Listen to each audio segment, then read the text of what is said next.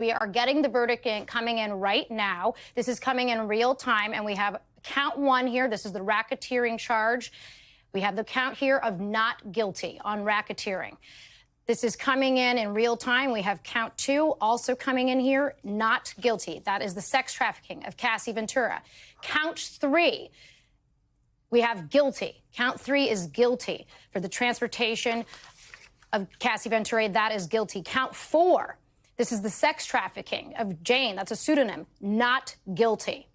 Count five, we have guilty. That is 5 counts. We have a mixed verdict here. Again, count one, as it relates to racketeering, not guilty. Count two, as it relates to sex trafficking, not guilty. Count three, guilty. Count four, not guilty. Count five, guilty. Now, we should bring up here, Misty, all of these counts have a range of different sentences, a range of different evidentiary burdens, a range of different outcomes we could have had here. But it is a mixed verdict, if you will. It's a mixed verdict, but it is a stunning victory for the defense.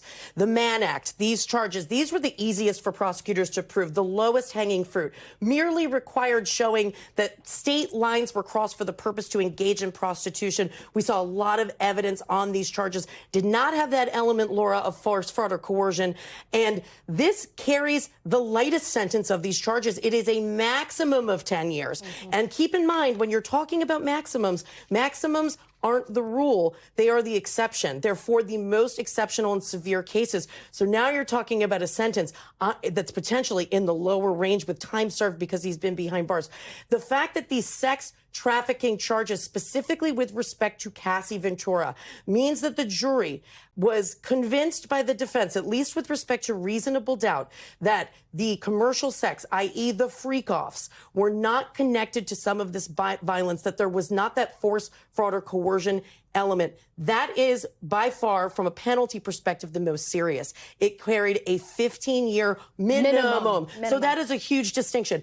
This is the best case scenario, in my view, for the defense. A lot of us opined yesterday that when the jury asked for a readback of Cassie Ventura and Daniel Phillips, one of the escorts' testimony, that read perhaps negatively for the defense. The jury was digging in to see if there was that force, fraud, or coercion.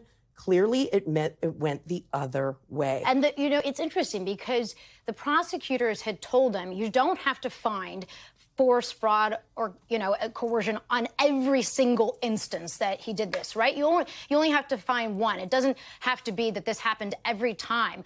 But for the racketeering, you really did need to find a pattern of behavior. You needed to find a criminal enterprise that he engaged in with other people, right? When people think of racketeering, they think of the mob. They think of running drugs. They think of running guns. Now, federal prosecutors have used a far more expansive view of racketeering, especially in recent years in SDNY, right? Because they want to bring in all of the worst evidence. They want to stretch back the material decades ago. And so you've talked about how it allows them to tell a full story. Well, it turns out doing that in this case did not fulfill what the prosecutors had hoped, because obviously they have now cleared him. They have acquitted him of that top charge of racketeering. They have acquitted him of 2 other charges of using force and fraud, despite having that video, right, Misty? We talked about that video being so damning for him, where you see him on tape pulling Cassie Ventura by the hair. You see him stomping on her. The jury heard evidence that he actually paid money to a security guard to bury that video, paid him in a paper bag, and yet it wasn't enough. It was not enough. So when it comes to the sex trafficking, yesterday, those questions that the jury asked for the readback with respect to the testimony aligned perfectly to what prosecutors in their closing argument said were 3 very obvious instances of sex trafficking, because they did not have to find that it was the hundreds of times that Cassie Ventura had testified that she engaged in these freak-offs. So prosecutors pointed to these 3. That testimony aligned exactly to that, what the jury wanted to hear. So here's where the defense clearly broke that chain, because what needed to happen was that the jury believes that the commercial sex act, so those freak-offs, that Cassie Ventura engaged in them because of that violence, because of the force that Combs was exerting, because of extortion about releasing these videos.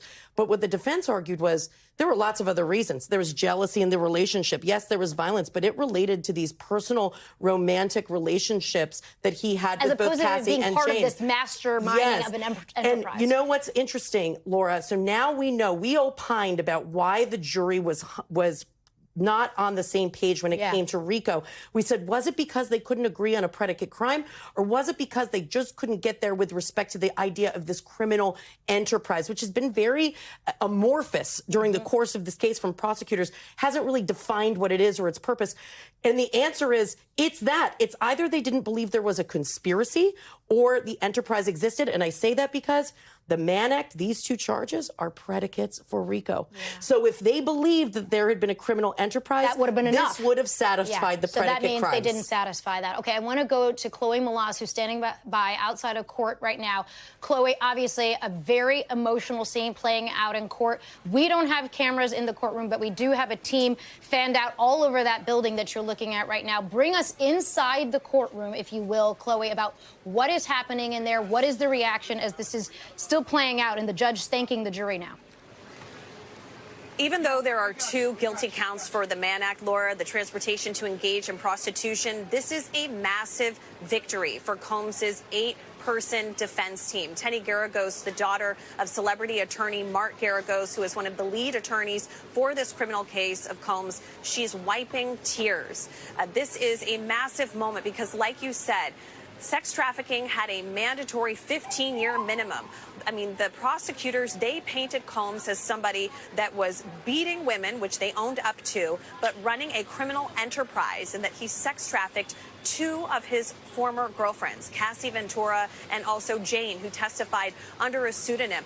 This is undoubtedly a massive blow to the prosecution, who brought 34 witnesses. They talked a lot about these co-conspirators that they say carried out this illegal activity on Combs's behalf. I mean, you have 6 of his children in there. His mother, Janice, who has been inside the courtroom every single day. Diddy is praying. He is doing a prayer show of his prayer hands to the jury right now. I mean, I sat there in that courtroom almost every single day, and I watched the faces of those jurors, and you could tell that there were several of them that were not buying what the prosecution was putting forth in their arguments. I saw some roll their eyes. I saw some even fall asleep, some clearly not buying what the prosecution was saying in their closing arguments. On the other hand, during Mark Agnifalo's theatrical closing arguments, there was even laughter from some of the jurors. It was a very clear, Misty Maris and I have talked about this at length, that there was dissent when it came to the racketeering.